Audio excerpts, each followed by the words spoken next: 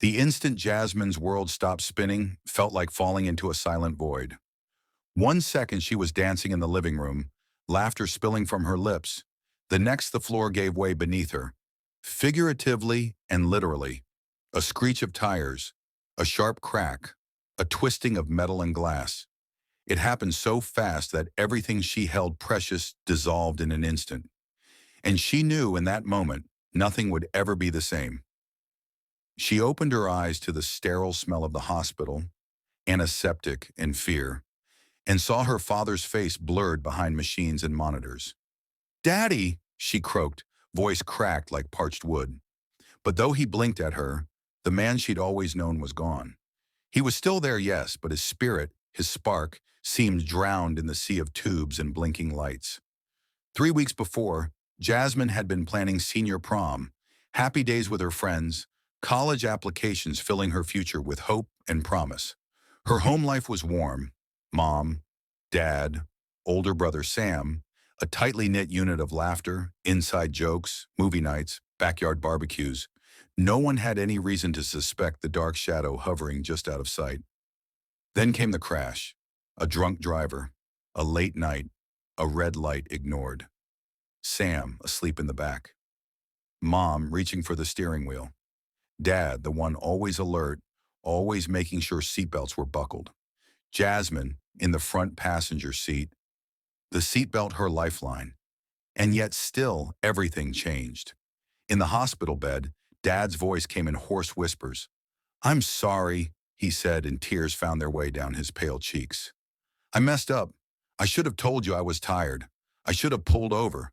But Jasmine, strong though she felt at the moment, collapsed under the weight of grief. "It's not your fault. You're alive." And alive was a mixed blessing. Dad lost the use of his legs from the waist down, an injury that turned the world tipped on its side. Mom, exhausted and overwhelmed, donned a brave face but cracked late at night. Sam, 18 and angry, shut down, withdrew into his room, slapped away concerned calls from friends. And Jasmine? She tried to stay normal for them.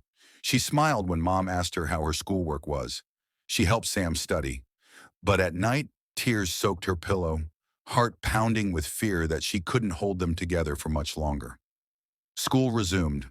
The corridors looked the same. Lockers, friends chatting, posters of upcoming events.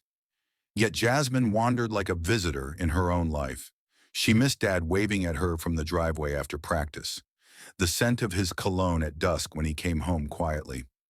Now the driveway lay empty except for a van with a wheelchair ramp, and Dad using a walker to head into the house. The neighbor kids, once lively, now whispered sometimes, "What happened to your dad?" Jasmine's cheeks burned with shame and anger, not at him, but at the randomness of it all. One evening, as spring light slanted gold through her bedroom window, Jasmine sat with her college application forms spread on the bed. She read and reread her personal statement. "I want to make a difference in people's lives." The sentence began, but what if she didn't believe that anymore? What if her own life was falling apart? She crumpled the paper and left it blank. At dinner that night, Dad cleared his throat, his voice firm for the first time in weeks. "Jazz, Mom and Sam need you. But you need something too." She froze, fork poised halfway to her mouth. "I'm going to rehab full-time for the next few months. We'll bring in a nurse to help Mom. But I want you to go back to your dreams. Finish school, apply for college, live your life."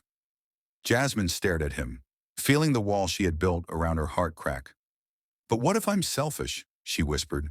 "You sacrifice so much." Dad looked her in the eye. "No sacrifice is too great if it helps someone you love. But living your life isn't selfish. It's what you were meant to do." Those words opened a door. The next morning, Jasmine walked into the classroom with resolve. She signed up for the prom, started working on her essay again, and began volunteering at the hospital once a week, helping the rehabilitation unit her dad would one day join. She saw faces like her father's, people who felt broken, lost, and she realized they needed hope. And in offering help, she found hope for herself. It wasn't easy. There were late nights studying, early mornings helping Mom with errands, Sam's silence pressing on her like a weight. There were days when tears threatened in the middle of class, days when the van ramp made her stop at the window of the house, and she wondered if life would ever feel normal again. But every time she faltered, Dad's voice echoed, "Live your life."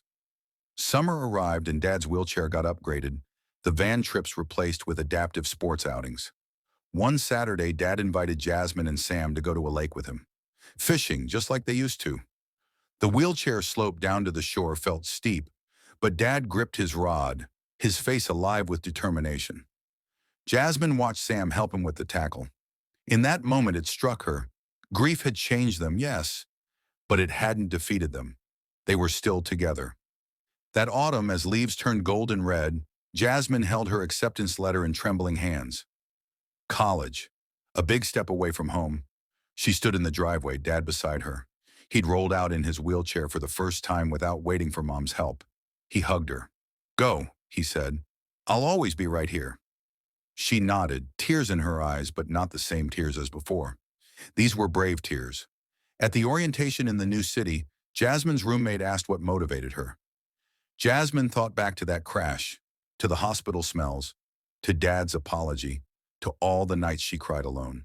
She glanced at the wheelchair sticker on her dad's van photo on her phone, and she said softly, "I lost my dad in a way, but I found the piece of myself I didn't know was missing.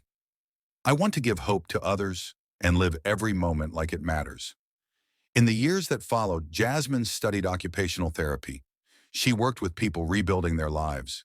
Dad, too, found a new purpose.